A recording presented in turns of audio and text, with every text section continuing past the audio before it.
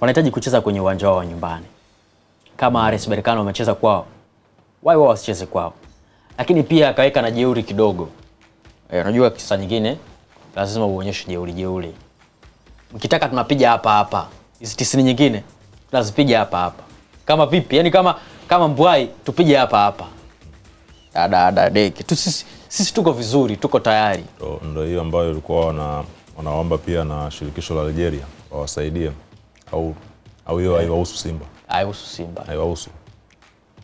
Au kama vitu peleke Algeria. Lakini pia akatolea mfano kwamba wakati yuko Orlando Pirates walicheza kwenye neutral ground. Sawa? Kwa nini why? Na sheria ziko wazi. Kama RS Berkane umecheza kwako, kwa nini na sisi tusiende kucheza kwetu? Nadhani kadri ambavyo kutoka kunaonekana kuna utata kwenye baadhi ya matukio ya namna hii, hata shirikisho la soka Afrika CAF litachukua nafasi hiyo kurekebisha katika msingi ya namna hiyo, kwa sababu mechi ikiwa neutral, hasa finali, kuna tension ya tofauti ambayo inapatikana, tofauti na mfumo ambao tulionao sasa hivi wa kwamba ni home and away, kila mmoja akipata favor ya kwake yeye binafsi. Naona Berkane kashapata favor yake na ameitumia vizuri, kapata magoli, lakini pia hajaruhusu kwamba uwanja wa nyumbani umempa nguvu ya yeye kuwa dominate zaidi wa wageni wao, na wamefanikiwa kwenye hilo. Wametumia nafasi walizozipata, kwa maana zile chances walizotengeneza wamezibadilisha zimekuwa magoli, lakini pia matukio ya mashambulizi ya Simba waliyameza na wakakubali ya kwamba hiyo ni pressure mlikuwa nao, ndio bora mlikuwa nao, lakini kimsingi mnapaswa mvuke safu yetu ya ulinzi, lakini pia mvuke kwenye eneo la goalkeeping ambao tuna goalkeeper ambaye ana uwezo mzuri, na Simba mtihani huo waliopewa wakaushindwa.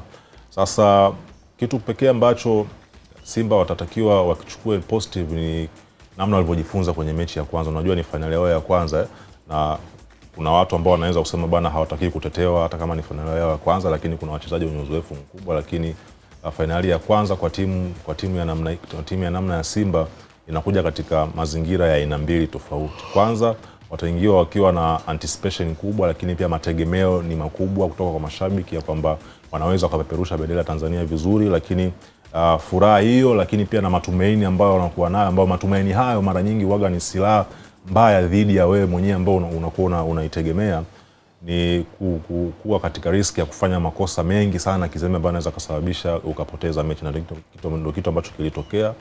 Ni kwamba Simba alikuwa na mategemeo, lakini pia hata mashabiki walikuwa wanategemea atafanya kitu kikubwa. Wachezaji nao walikuwa wana anticipate kupata mafanikio yao kwa mara ya kwanza, kwa sababu walifanya vizuri, wakashirikiana vyema katika mechi za makundi, mechi za mtoano, mpaka kuifikisha timu katika finali. Lakini hizo emotions za namna hiyo zote zinaweza zikakufanya ukashindwa kuwa makini kwenye mazingira ambayo unapaswa kuwa makini.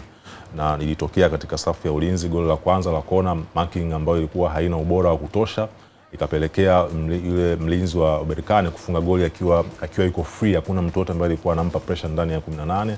Goli la pili, uzoefu mdogo wa Kamara kufanya maamuzi ambayo ni sahihi katika mchezo muhimu kama ule, yakapelekea pia kufanya kosa la kutoa pasi kwa timu pinzani, na wakabuild up kutoka hapo na wakapata goli la pili. Sasa katika mechi ya marudiano wachukue hiyo kama positive, namna kujifunza, lakini pia kuwa makini zaidi na kuepuka hayo makosa ya namna hiyo, kwa sababu tayari ule uzoefu ambao walikuwa hawana tayari washaupata kupitia dakika 90 tu za kwanza pale Berkane.